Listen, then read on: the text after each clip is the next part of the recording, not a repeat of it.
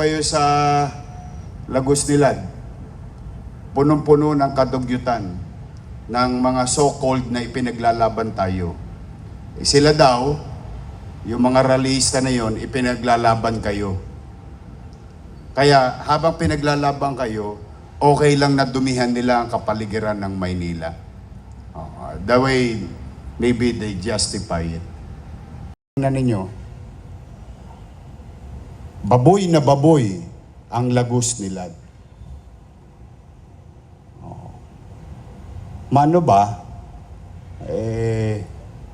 Sila daw nakikipaglaban sa korupsyon, nakikipaglaban sa kawaldasan. Ang dami nilalaban. Ako Pilipino, hindi mayor ha. As Pilipino, hindi ko sila inauthorize ipaglaban ako. Ewan ko kung inauthorize sila ipaglaban kayo. Ano yan self-appointed sa mga sarili nila. I pity the parents of those young individuals. Malungkot yun sa isang magulang na lumaki ang anak mo na talipandas. No? Malungkot yun. Kaya tayo lahat nakakaranas ng ganyan. Pero, what?